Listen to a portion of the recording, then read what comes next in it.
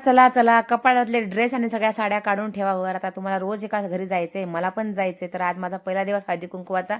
मी गेले होते माझ्या मैत्रिणीच्या घरी, कारण तिच्याकडे नाही गेले तर ती माझं काही खरं ठेवायची नाही. तर अशा हक्काच्या ओरडणाऱ्या भांडणाऱ्या मैत्रिणी आपल्या सगळ्यांकडेच असतात. तर माझ्याकडे एक स्पेशल आहे, जी आमची मैत्री 2013 पासूनची आहे, जी आत्तापर्यंत एकदम घट्ट प्रेमाने नात्याने म्हणजे घासातला घास खावं. ती नाही खात मला सोडून, मी तिला नाही खात. इतक्या छान आम्ही मैत्रिणीत बघा, दिसायला कशी स्मार्ट आहे, सुंदर आहे, ब्युटिफुल आहे माझी मैत्रीण खूप. आणि तिला खूप आवडतं नटायला. तर बघा ती कशी दिसते. हां. तर तुम्हाला आवडली का माझी मैत्रीण? ती खूप शंकर महाराजांची खूप मोठी भक्त आहे. ते त्याच्या घरी मी गेले होते. मस्त तिच्या घरचा व्हिडिओ शूट केला. तिच्या घरी दूध पिलं, हळदी कुंकवाचं वाण माझ्या आवडीचं घेतलं, जे मला हवं होतं तिला. मला निवडायला ठेवते, कलर तुला कुठला पाहिजे तो घे. आणि आम्हाला दुसऱ्या दिवशी जायचं होतं, मुंबईला निघायचं होतं. म्हणून सकाळी सकाळी उठले, पटकन गरम पाणी पिऊन नंतर आवळ्याचा रस घेतला मी. आणि त्यानंतर मी माझा ब्रेकफास्ट घेऊन फ्रेश माझं घेतलं सकाळी घरी.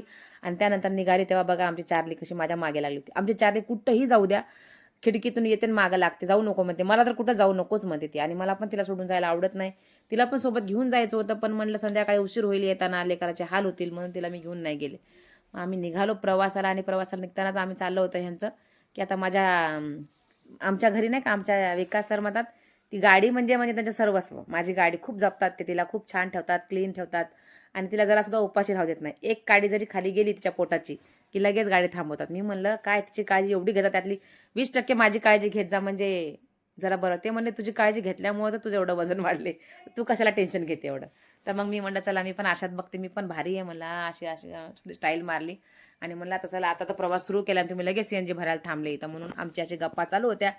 CNG भरून झाला आणि आम्ही निघालो, हायवेला लागलो. आणि हायवेला लागताच असं वाटलं हा हा, कसला भारी व्ह्यू ना, काय सांगू तुम्हाला. कारण आता तुम्ही जर कोणी मुंबई हायवेला गेले असाल ना, तर खूप छान व्ह्यू आहे. थंडीमुळं ना, झाडं हिरवीगार वातावरण, आणि खूप छान झालंय. असं गर्दी नव्हती त्या दिवशी अजिबात. रस्त्यावर तुम्ही बघू शकता, गर्दी कुठंच लागली नाही, जाताना नाही, येताना पण नाही. तर मग म्हटलं चला, आता गाडीमध्ये बसून बसून खूप झांबळ्या येत होत्या, आ ऊ करत होते. विकास सर बोलले, ते काढ फ्रेश आणि पी बाई एकदाची. मग मी काढलं आणि म्हणलं चला, हे असं बरं आहे आपलं. कुठं प्रवासात गेलं की आपला गरम गरम चहा थर्मासमध्ये भरून घेऊन गेला की काही टेन्शनच नाही, कुठं गाडी थांबवा आणि काय काय काय टेन्शन नाही. मग आमचा मस्त गरम गरम हॉट ऑफ्रेसचा आनंद घेत घेत भरपूर रील्स काढल्या आम्ही. आणि रील्स काढता काढता मला थांबा थांबा थांबा थांबा, सगळ्यांना सांगू म्हणलं आम्ही अंधारात आलो. पण काय माझा प्लॅन विस्कटला. आणि मी त्या बोगद्याच्या आतमध्ये रील काढायला सुरुवात केली आणि बटनच दाबलं नाही. मग आम्ही असंच करत मस्त तो घाट पार पाडला आणि आलो फूड मॉलला. भूक लागली. कारण बाहेर निघालं की भूक लागते, बाकी काय नाही. असं वाटलं होतं काहीतरी 2 चिप्सचे पाकेट किंवा काय असं घेऊ चकामकानं खायला आणि जाऊ. पण आम्हाला जायचं वॉशरूमला अगोदर. आणि तिथं बघितलं तर आम्ही ब्रेकफास्टसाठी तिथं काय होतं, वडापाव आणि काय ते पावभाजी असलं. म्हणलं नको, आपण सकाळी एवढा महागडा नाश्ता केला, ₹250 आम्ही सकाळी ब्रेकफास्ट करतो आणि मग ₹15 वडापाव खाऊन म्हणलं आपलं शरीर कशाला खराब करायचं. म्हणून आम्ही तिथं गेलो एका मॉलमध्ये. तिथं होतं ड्रायफ्रुट्सचं खूप मोठं शॉप.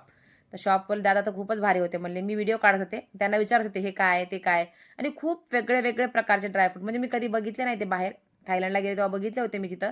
पण आपल्या इथं पुण्यामध्ये पण आहेत असे वेगळे वेगळे प्रकारचे खारीक आहे तिथं. खूप वेगळे प्रकारचे, म्हणजे तुम्ही बघू शकता हे सगळे खारीक आहेत.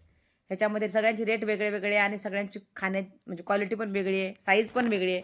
खूप छान वाटलं. पण आम्ही सगळं बघून बघून शेवट घेतलं ड्रायफ्रूट विथ खारीक. म्हणजे त्याच्यामध्ये त्याच्या पोटामध्ये भरलेलं आहे काय काय सगळे ड्रायफ्रूट.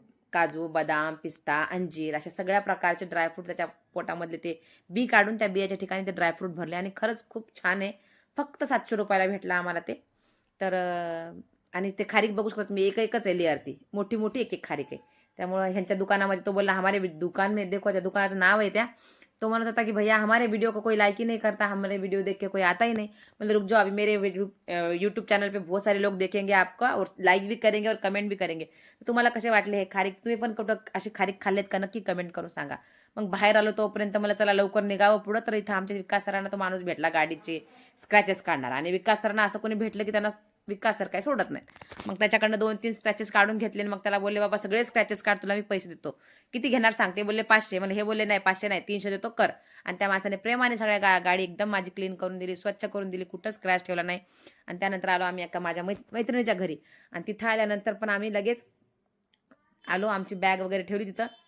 कपड्यांची काही बॅग आणली होती ते नेण्यासाठी, एक जणाला देण्यासाठी. मग गेलो आणि मग तिच्या घरी वरण भात भाज्या, तिने खूप गोड गोड भाज्या केल्या होत्या, त्या खाल्ल्या. मग संध्याकाळी 4 वाजता मी आले माझ्या ताईकडे. ताईने माझ्यासाठी मस्त चहा, आलू भुजिया आणि फरसाण खायला दिलं होतं आणि केक पण दिला होता सोबत. तर असं आम्ही मस्त फूड एन्जॉय केलं. ताई म्हणजे माझी गुरु बहीण, जिला आम्ही खास भेटायला आलो होतो. सरप्राईज होती तिच्यासाठी. तिला न सांगता आम्ही तिच्या घरी आलो. कारण आपले हक्काचे लोकं असतात, जे आपल्यावर प्रेम करतात, ओरडतात आपल्याला. तीही माझ्या हक्काची लोकं आहेत, ज्यांनी मला खूप साथ दिली वेळोवेळी.